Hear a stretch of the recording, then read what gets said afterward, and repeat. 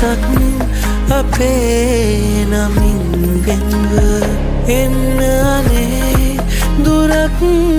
පියාඹන්න තුරුවමා ලයේ ඉතින් ඉන්න සඳමාගේ හිමින් හිනාවෙන්න එක දවසක් අපේ නමින් වෙන්ව